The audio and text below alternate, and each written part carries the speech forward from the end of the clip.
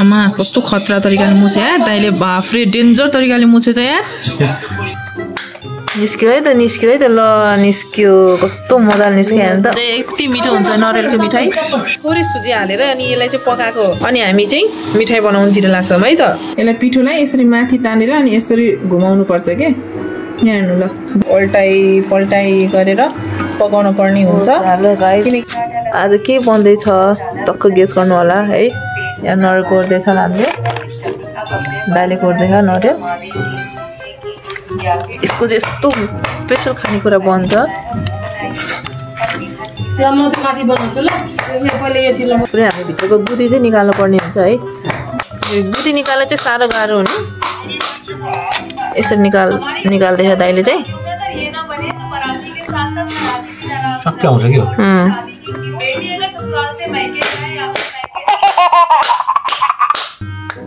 ओहो ल निस्क्यो है त ल निस्क्यो कस्तो मजाले निस्क्यो नि त ओहो ल गाइस हामीले सफा पनि गरिसक्यो अब यसलाई चाहिँ सानो पिसमा कोरेर राख्छौँ है गाइस यो कोकोनट चाहिँ यसरी कोर्नु पर्ने हुन्छ त्यो मिठाईको लागि चाहिँ यो कोरेर हामी धेरै बनाउँछौँ ल लगभग सकिन लाग्यो गाइस अझै यति छ अब यो सबै भएपछि झन् धेरै हुन्छ यति मिठो हुन्छ नरिवलको मिठाई ल गाइस यो रेडी पनि भइसक्यो अब अरू सामान चाहिँ अब यसमा हाल्दै जान्छौँ अब यो पिठो मुछ्नको लागि मैदा पिठो चाहिँ मजाले मुछिराख दाइले चाहिँ यहाँ मजाले मोरी मुछिराख दाइले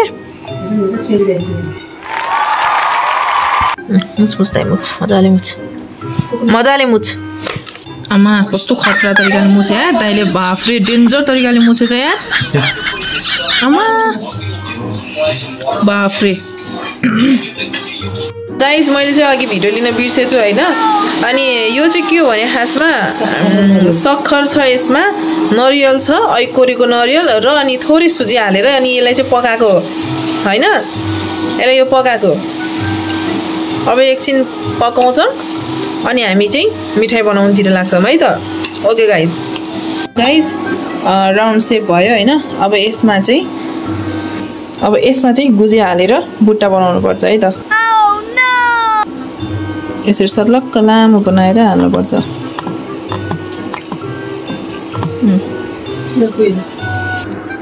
ल गाइस म चाहिँ अब यसको बुट्टा बनाउँछु है त बुट्टा बनाउनलाई चाहिँ यस्तो गर्नुपर्ने हुन्छ पहिला यसरी यसलाई पुरै थिच्ने हैन यस्तो प्रेस गर्ने हावा ताकि हावा नछिरोस् हावा छिर्यो भने त मिठो हुँदैन ओसिन्छ सबै हैन तेलमा फ्राई गर्नु पर्यो तेलमा सबै निस्किन्छ के भित्रको फिलिङ्सहरु अनि यसलाई चाहिँ यस्तो रोल गर्दै जाने यस्तो रोल गर्दै यसरी रोल यसरी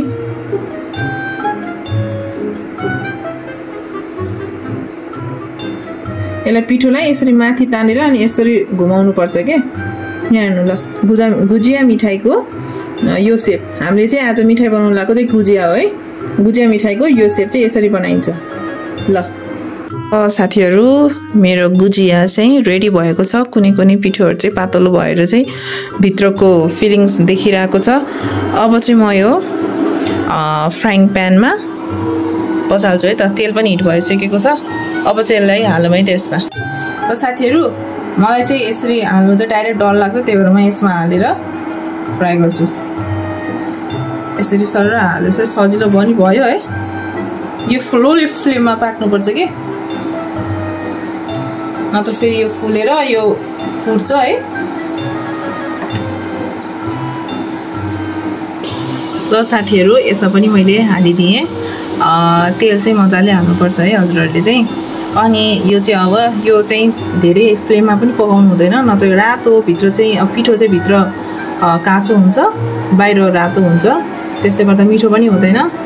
भित्रको फिलिङ्स चाहिँ अलरेडी पाकेकै हुन्छ त्यही भएर टेन्सन भएन यसलाई चाहिँ चलाइ पकाउनु पर्ने हुन्छ है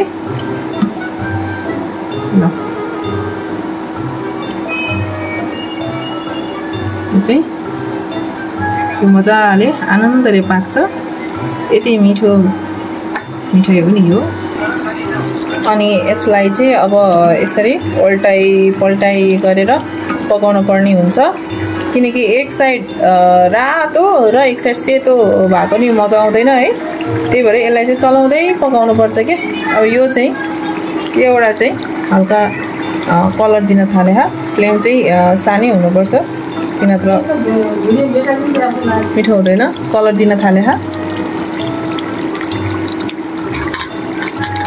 यो हो गुजिया मिठाई गाइस। गुजिया मिठाई यति मिठो हुन्छ नि यो, यति मिठो हुन्छ। सो गाइज आजको भिडियोमा मैले राम्रोसँग क्लिपहरू हाल्न नपाए पनि हजुरहरूले चाहिँ यो भिडियो हेरेर माया साथ सपोर्ट चाहिँ गर्न नबिर्सिनु होला। Okay by.